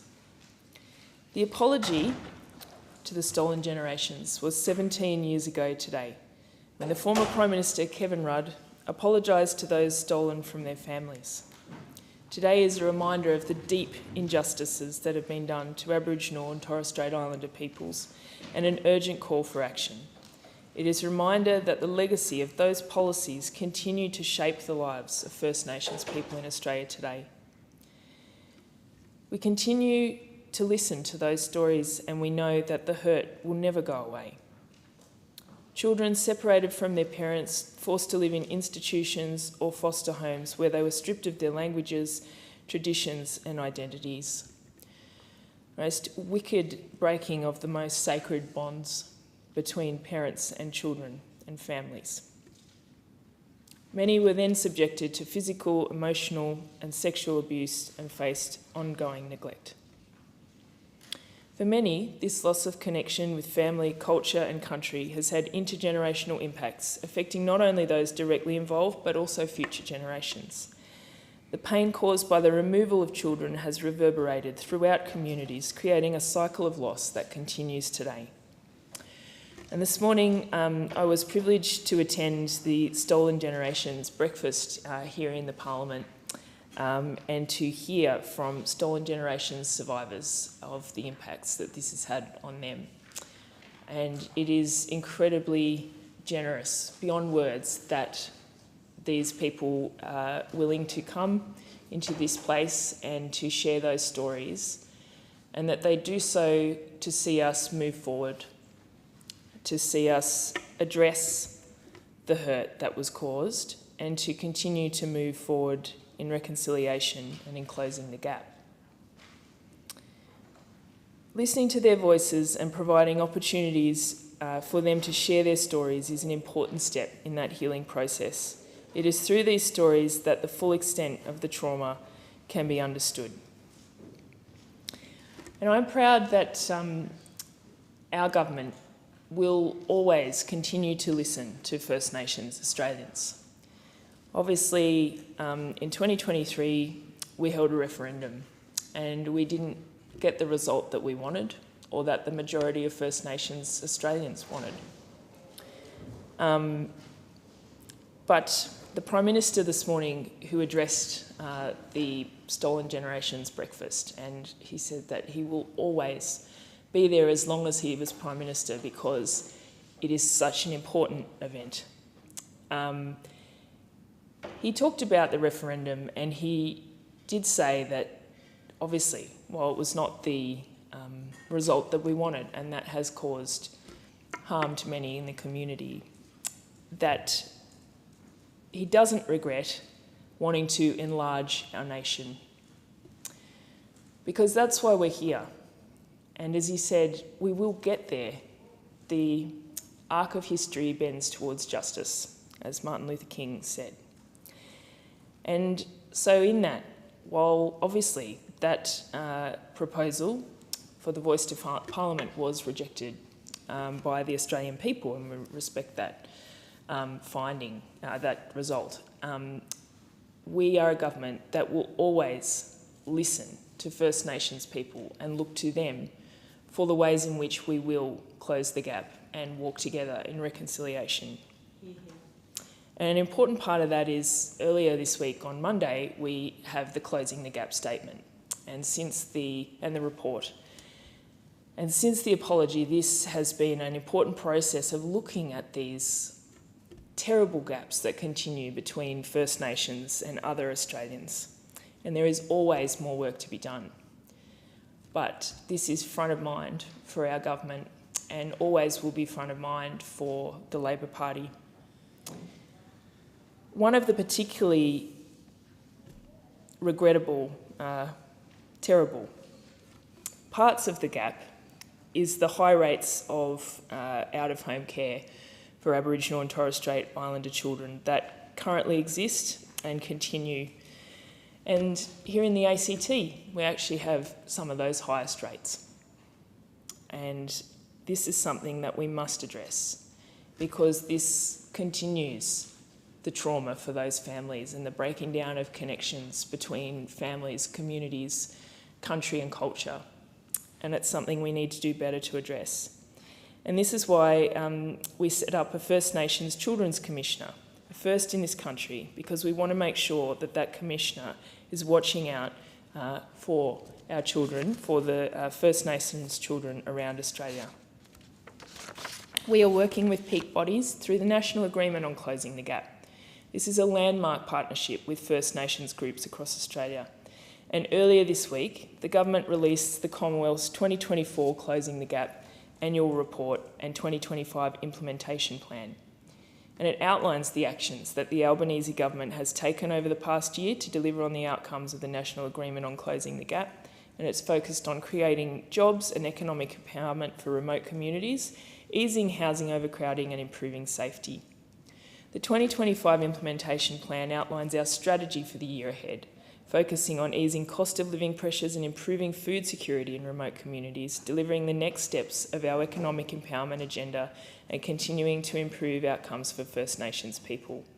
And we will invest in a range of new measures, extending the Territory's Stolen Generations Redress Scheme for an additional 2 years to support Stolen Generations survivors. This is an incredibly important measure and particularly for my community as part of the ACT.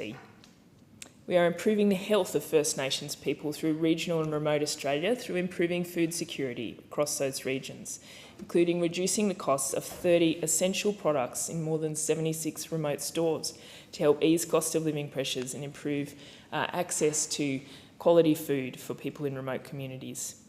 We will build a nutrition workforce in remote communities by upskilling up to 120 local First Nations staff in remote stores. We will roll out new laundries or upgrade existing facilities in 12 remote First Nations communities to help improve long-term health outcomes.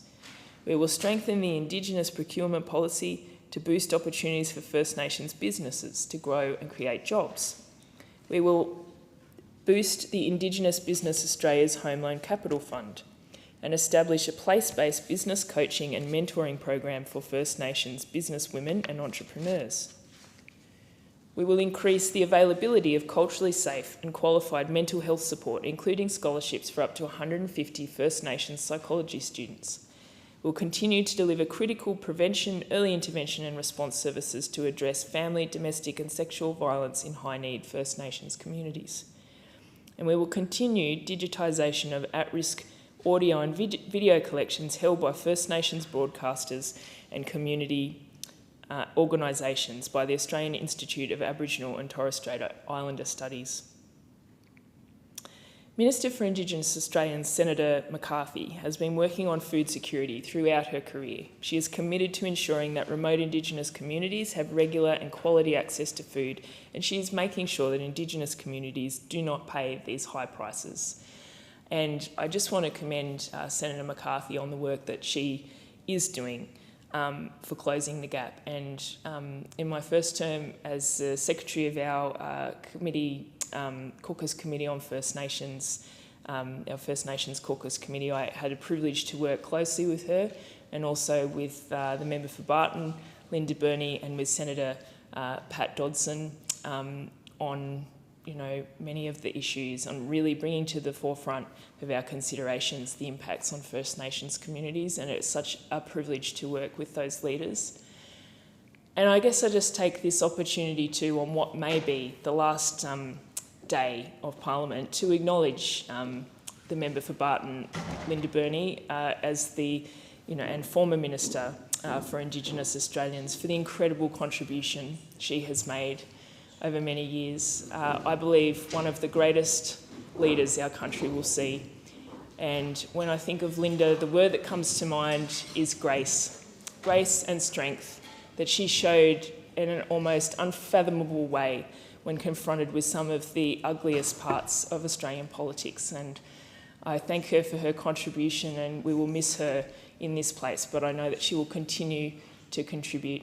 And today, on this day, as we reflect on that anniversary and on the apology, may we always continue to listen to First Nations Australians and work together for a country that is truly one and truly is enlarged.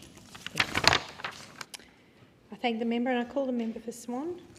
Thank you, Deputy Speaker. I move that the debate be adjourned and the resumption of debate be made in order for the day for the next sitting. Is the motion seconded? I second the motion. I thank the member. I move that the Federation Chamber do now adjourn. Is the motion seconded? I second the motion. The question is that the debate be adjourned and the resumption of debate be made in order of the day for the next day of sitting. Oh. Apologies. The question is that the motion be agreed to. Where are we? I call for North Sydney. Thank you, Deputy Speaker. When I gave my first speech in this place almost 3 years ago, I said that the people of North Sydney wanted faster action on climate change led by facts, not politics. They recognise we're at a tipping point on climate and fundamentally politics. And like many other forward-looking communities across Australia, they wanted a clear and actionable plan to reduce national emissions. They wanted innovative, smart, transparent investment in renewable energy, and they wanted improved access to clean transport. When I stood here then, I committed to advocate for science-informed action on climate change and faster access to cleaner fuels and more efficient vehicles. And I committed to work together across all levels of government to make the electorate of North Sydney one of the first net zero urban energy zones in the country. Fast forward to today then, and I can proudly say that North Sydney has delivered. From legislative amendments to private members' bills, to community forums and clean energy fairs, the electorate of North Sydney has moved towards net zero as a community and pushed this 47th Parliament to take bold, decisive steps to tackle climate change. When the Climate Change Bill 2022 was introduced to legislate the government's 43% emission reduction target, North Sydney was there, ensuring advice from the Climate Change Authority would be published on its website and tabled in Parliament.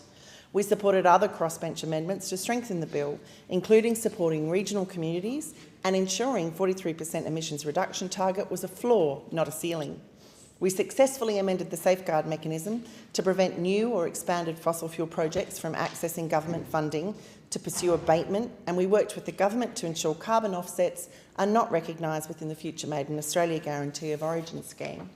We fought for changes to the nature positive bills to ensure better transparency and community consultation. And in all those changes, and although those changes were ultimately not adopted, they put community consultation at the centre of the nature positive discussions. And throughout this term, we have consistently pushed for both the major parties to release 2035 emissions targets before the next election, and for the government to urgently legislate a duty of care. We introduced a private members' bill, the Fuel and Vehicle Standards Legislation Amendment, Reducing Vehicle Pollution Bill in 2022, to bring vehicle emissions regulations in line with international best practice. And we advocated strongly for fuel efficiency standards, finally introduced in 2024. And as the member of North Sydney, I brought the federal climate conversation back to my community, hosting multiple local forums on the Nature Repair Market Bill and the broader EPBCA reforms. It was a pleasure to host the Sustainable Living in North Sydney Forum, bringing together experts from sustainability, bush care, garden and repurposing groups across the electorate to discuss their vision for a better climate in Canberra, and in collaboration with local councils to hold the inaugural Clean Energy Community Fair with over 30 stalls run by vendors, service providers and councils to help households and businesses reduce their reliance on fossil fuels. Just a few weeks ago, I joined with members of the Powering to Net Zero team and the Minister for Climate Change and Energy to launch the first community battery in Camaray. I've had the immense privilege of working with amazing groups and talented people dedicated to climate action. From launching a report calling for communities to be afforded the right to seek merits review of environmental decisions, to facilitating a cross-political and science-led discussion on nuclear energy, to supporting my crossbench colleagues' calls for investment in climate resilience and preparedness measures. And I can proudly say that my Powering to Net Zero team has made a real difference on the ground. Whether through their handy guide to government incentives to help electrify homes and businesses in North Sydney, or their regular webinars and events, they have helped the North Sydney community reduce emissions and power bills. The growth rate in total residential rooftop solar installations between June 2022 and December 2024 in North Sydney was 41.9%, far above the New South Wales average of 31.5%. Passenger battery electric vehicles garaged in North Sydney electorate grew from 1,115 in July 2022 to 4,511 in January 2025, now making up 4% of the total vehicle fleet, far above the New South Wales average of 1.6% of passenger vehicles. So while there is still much to do, North Sydney can be proud that we have indeed progressed urgent climate action, led by facts, not politics, in this place. And as a community, we have both changed the climate here in Parliament and we have driven our community closer to net zero. Thank you. I thank the member. The question is that the motion be agreed to, and I call the member for Canberra. Thank you, Deputy Speaker. Now, over the recent holiday period, most of us would have taken the opportunity to enjoy the arts and cultural sector and all it has to offer. May have been a visit to the theatre, might have been taking your kids to the cinema, streaming your favourite TV series, catching a live gig, or visiting one of Canberra's iconic museums and galleries. Regardless of our background or wealth, nearly all of us appreciate and engages with the sector. We know that creative activities and experiences are essential to our mental health and well-being, which was particularly evident through the pandemic. As Creative Australia's Creating Our Future results of the National Arts Participation Survey 2023 points out, most of us agree that the arts make for a richer and more meaningful life. Yet despite our national appreciation of the arts and cultural sector, it was left devastated after 10 years of funding cuts under the previous coalition government. The small to medium sector of innovative arts and cultural organisations were hit particularly hard. The sector's challenges were compounded throughout the pandemic, especially those in live performance and public exhibition. Since the pandemic, response policies were lifted and borders reopened, household spending and business conditions have improved. And I'm proud to say that one of the first things our government did under the leadership of the Arts Minister Tony Burke was, after a lost decade of federal policy drift and funding neglect, to release its National Cultural Policy Revive, a 5-year plan to revive the arts in Australia. Revive seeks to empower our talented artists and arts organisations to thrive and grow, unlock new opportunities and reach new audiences. And I'm also proud that our government have provided funding to Canberra organisations in the arts as well, including the Symphony Orchestra and the redevelopment of Gorman House. However, the recovery continues with many in the sector still struggling, and I was devastated to learn just before Christmas that the Canberra Youth Theatre will be cutting staff and closing programs this year due to funding challenges and rising costs. The theatre has been instrumental to young artists for over 50 years, providing opportunities for young people to be creative and develop their artistic skills. And it's something I've spoken with the artistic director and CEO, Luke Rogers, about over many years, and I've had the pleasure to attend some of their rehearsals actually, and to meet with some of the young people, and just was blown away with the talent and the enthusiasm of these young people. And my understanding is that the Canberra Youth Theatre also does locally written. They write, their own work, and they have had incredible success that has been recognised nationally. But however, they are doing it tough at the moment, and when usually Canberrans enjoy numerous productions from the theatre, sadly they will not be able to deliver those this year. They will continue delivering some of their courses, but this is a really significant blow to those involved, young people that want to have a place to be involved in theatre. And it's a significant loss to our whole community. The benefits of the arts to youth and community cannot be underestimated. Revered Youth Theatre Artistic Director Carol Woodrow AM has emphasised the inherent value of youth arts. She understood that while many kids were never going to be professional actors, it was an important opportunity for children to release their imagination, to learn about themselves and the world, and to develop self-confidence. And I've seen that. I've heard from families about the incredible impact that it's had on their children to develop their confidence, which they've then used in other parts of their schooling. For some, it's clear to me from discussing with Luke and meeting with the young people that this is where many young people really find their place, and it's so important for them. I think it's really important that we consider youth arts as equally important to mainstream arts, I suppose, because it's not just about the pipeline of the next brilliant Australian actors, performers, writers and other artists, but it's also about the intrinsic value of young people and giving them these opportunities. It's about both those things. And so we want to be a society that fosters this, because if we don't continue it now, we will lose that next generation of the great Australian actors that we come to know and love, and the great Australian productions that we all want to hear Australian stories told. So I do hope that youth arts is something that will be taken seriously. Thank you. I thank the member for Canberra. The question is that the motion be agreed to. I call the member for Wannon. Thanks, Deputy Speaker. And I rise today because at the end of this address I want to table a petition, and I'll be seeking leave to do so, on behalf of the Darren Progress Association, calling on Vic Roads to properly maintain the Hamilton Highway between Darlington, Darren and Lismore, and reduce the speed limit to 50 kilometres in the townships of Darren and Lismore. Deputy Speaker, the Darren Progress Association is a very, very active group. And they are deeply, deeply concerned about the state of the road, the Hamilton Highway, which runs between Derrinallum, runs between Lismore, runs between Darlington. And they want to ensure that that part of the Hamilton Highway is properly maintained, and that they also want to ensure that there is proper attention given to public safety. And they're deeply concerned that the maintenance is not occurring when it comes to this section of road.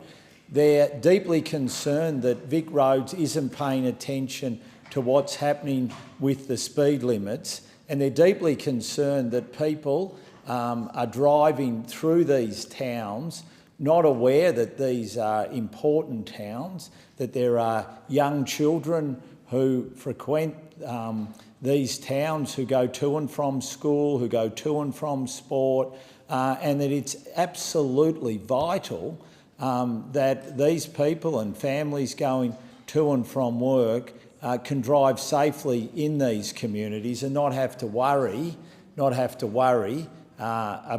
people speeding, and not have to worry about the conditions of the roads.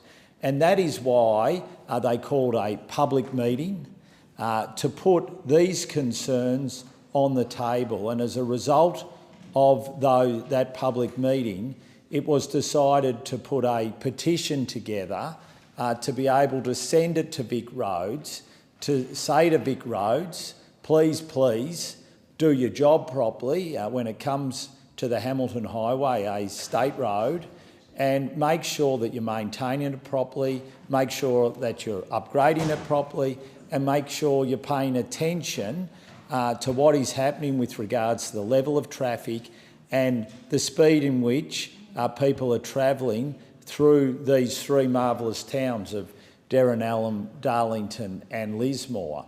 And as a result of that public meeting, the Derrinallum Progress Association has now called on Vic Roads to properly maintain the Hamilton Highway between Darlington, Derrinallum and Lismore, and reduce the speed limit to 50 kilometres in the township of Derrinallum and in the township of Lismore.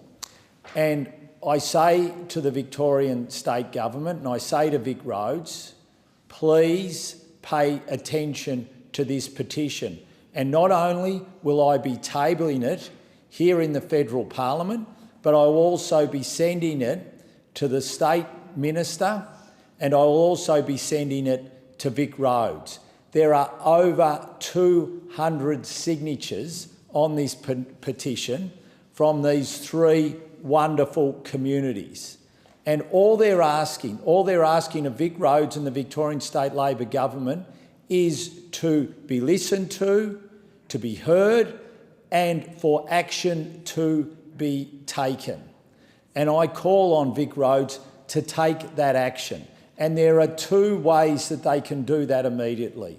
The first way that they can do it is to make sure that they immediately address maintenance issues with regards to the Hamilton Highway between Darlington, Derrinallum and Lismore, to make sure that they're looking at the maintenance issues and make sure that they're putting the funding that is necessary in to get the Hamilton Highway to a place where it's safe to travel, where it's not full of potholes and where the edges are not eroding away. So that is the first thing that we want Vic Roads to do.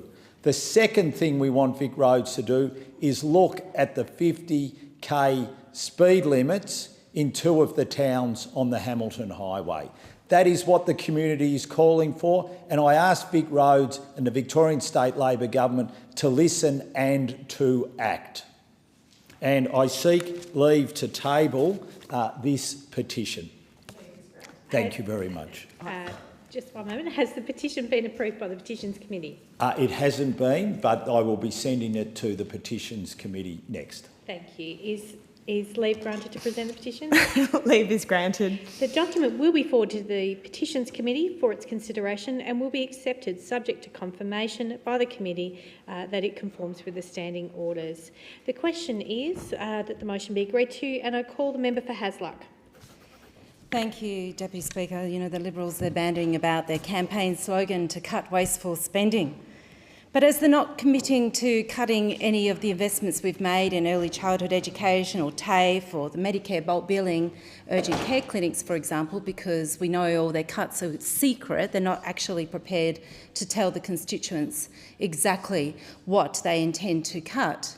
All that can lead me to believe when they're referring is Labor, please cut wasteful spending, it's to get on and continue cutting the wasteful spending of the legacy that we were left with under the LNP. And, you know, 3 years feels sometimes a long time, but other times it seems short. And I just want to remind the voters of Hasluck exactly the debacle that the LNP government left us, of which the member for the opposition, the member for Dixon, was a member of that government throughout. And he held decision-making roles that led to absolutely outrageous and questionable spending of taxpayers' funds. And let's just start with one of the most famous examples of all, the robo-debt. They spent more than $500 million of taxpayers' money, $606 million to be precise, on their robo-debt program. Robo-debt to the eternal shame of all who supported it, and that's the entire coalition, the Liberals and the Nationals, led by politicians like the member for Dixon, who thought it was a great idea, gutted people's lives. When the full extent of the damage that was done is revealed, it was the Australian people who paid for their mistakes. In June 2021, the federal court approved $1.872 billion settlement incorporating repayment and legal costs. Wasteful spending indeed. We have cut the wasteful spending on consultants, like the ones that Minister Dutton, the then Minister Dutton, had subcontracted to KPMG to investigate. But he didn't investigate Paladin, which was going to be the company that secured, after a 1 week preparation, less than a week in fact, that's how supposedly great they were, for a $500 million tender. No, he contracted KPMG to investigate Paladin Holdings. Completely different company, unrelated to anything to do with the Paladin. They investigated Paladin Solutions, my apologies for the record, completely unrelated to Paladin Holdings. Now, the opposition leader's response was he noted these auditing and procurement failures at the time, but he did nothing to address them, just walked away from all accountability. So what did that mean? What did that wasteful spending of that subcontracting of KPMG tender lead to? It led to the Australian taxpayers bankrolling a beach shack on Kangaroo Island, which had just $50,000 in capital to its name. Paladin had, as I said, prepared their bid in less than a week and then secured a $500 million contract from the then Minister Dutton. Nothing fishy here, apparently. And yet soon after winning that contract, the LNP spending gave Paladin a tidy $1.3 million profit per week, all while Paladin was under investigation by the AFP over bribery allegations involving PNG officials. They breached their key performance indicators thousands of times during their first year of operations. What was the then Minister Dutton's response? Let's renew their contract a few more times. Wasteful spending indeed, and the Labor government is cutting that wasteful spending. The then Minister Dutton, when he presided over Home Affairs from 2017 to 2021, and in 2022 the Nauru offshore processing contracts, cost the taxpayers $485 million, despite there being just 2022 refugees and asylum seekers there.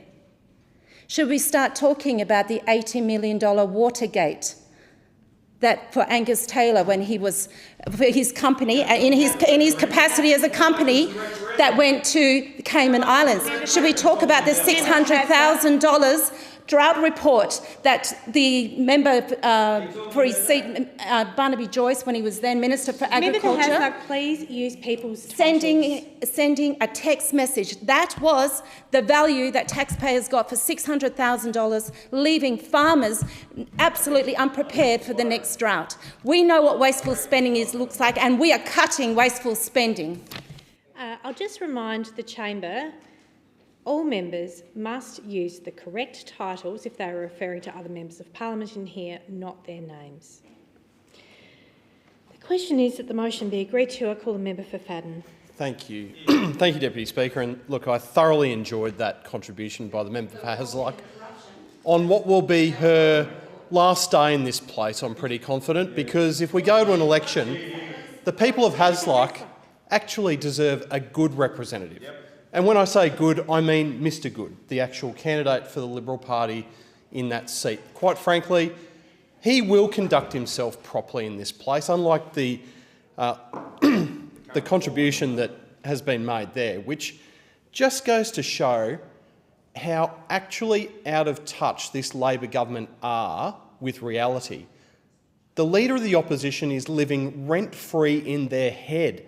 They cannot actually get past the concept of Peter Dutton being elected, the member for Dixon, the Leader of the Opposition, being elected as the Prime Minister.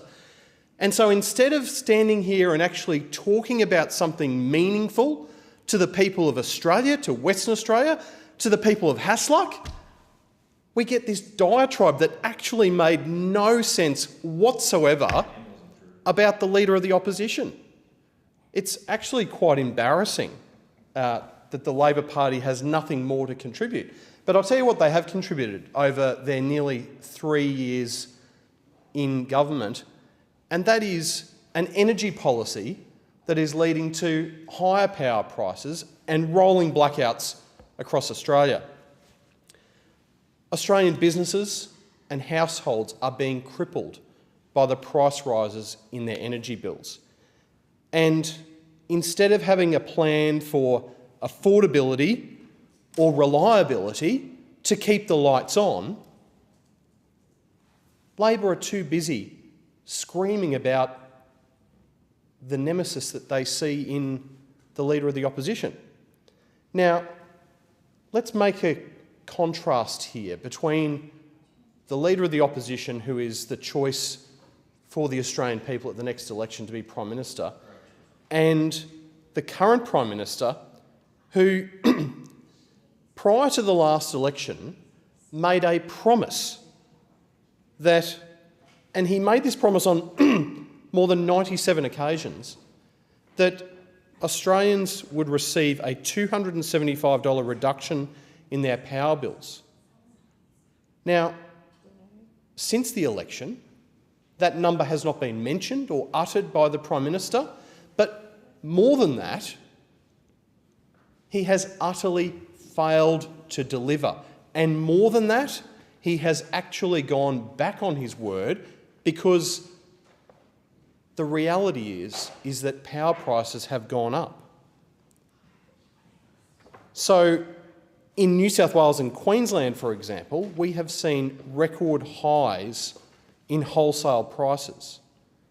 Market volatility spiralling completely out of control. So at the next election, the Coalition stands ready to deliver a cheaper, cleaner and consistent 24/7 power source for our nation that will deliver jobs and security for our nation, for us to remain prosperous on the backbone of that energy grid. Now, as Australians go to the ballot boxes, they will be thinking as they walk in about whether or not they are better off now than what they were when Labor came to office in May 2022. And the answer to that is a clear and resounding no.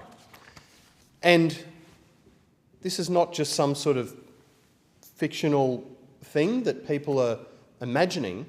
This is their real lived experience over the term of this Labor government.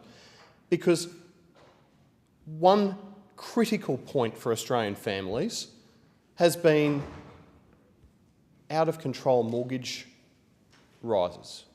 Now, every other advanced economy last year, we're seeing interest rates coming down. But in Australia, we have a Treasurer who is addicted to big spending, big bureaucracy, and therefore bigger inflation. And that has set the baseline for the pain that Australians are feeling as they pay their rent and their mortgage. We need to get Australia back on track. I thank the member. The question is that the motion be agreed to, and I call the Assistant Minister. Thank you, Deputy Speaker. Our job in this place is to take the local values of our communities and turn them into national results. Every day that I've been in this place, that's exactly what I have sought to do, taking my community's values of opportunity, fairness, democracy, turning them into national results that not just lift up my community of Perth, but lift up the nation.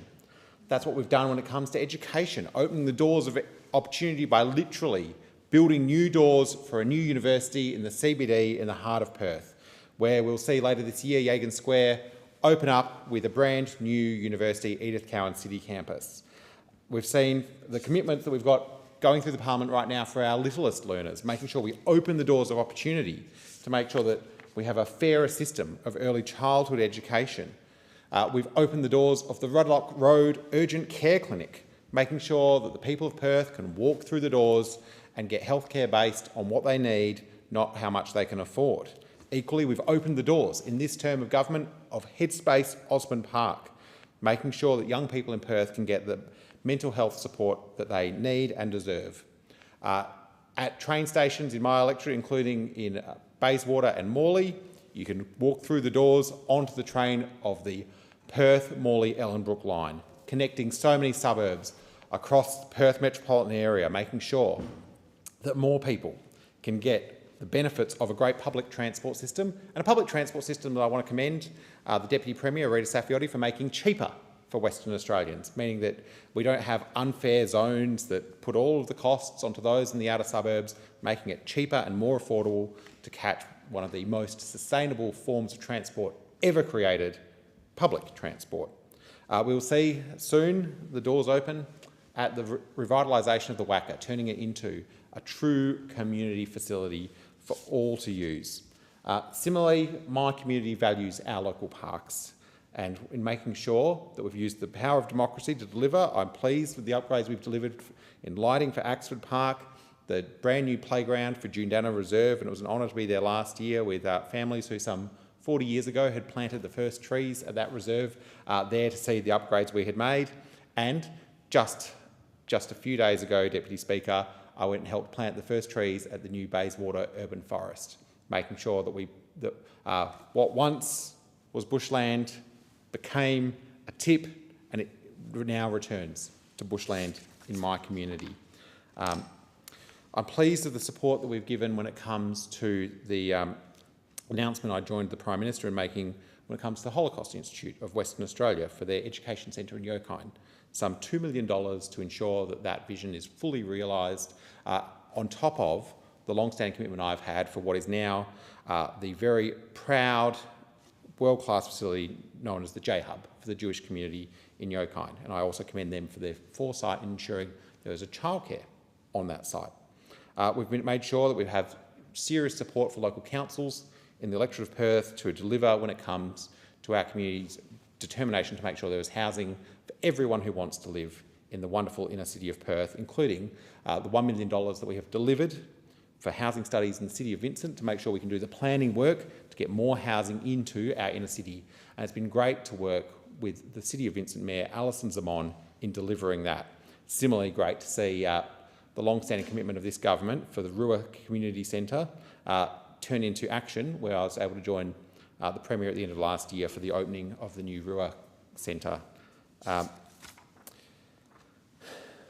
What I know is that when you take your local values, bring them here, determined to get results, you can then therefore be confident that you are delivering for your community, confident that you are doing the right thing in our fundamental job of representing the people which we are here to represent, those who send us here. In my last few moments, Deputy Speaker, I want to talk about when democracy goes really wrong.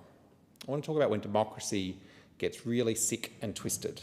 In 2017, I remember former Premier Colin Barnett and the WA Liberal Party, and I think it was more of those in the WA Liberal Party than Premier Barnett, to be fair, who signed this comprehensive preference deal with One Nation. It shocked people at the time, and as a result, it led to an absolutely catastrophic defeat of the Liberal Party in Western Australia. It was so bad that Scott Morrison, when he was Prime Minister in 2019, put One Nation below Labor on every ballot across the country. But what we learnt today, Deputy Speaker, is that the Liberal Party of Western Australia is going down, digging into the One Nation rejects. They've chosen Sean Butler to be their state candidate in Perth. It is an absolute disgrace that the partnership between the Liberal Party and One Nation has rejoined. Time has expired. The question is that the motion be agreed to. All those of that opinion say aye. All those against? No, I think the ayes have it. The Federation Chamber stands adjourned until 4 p.m, Tuesday the 25th of March.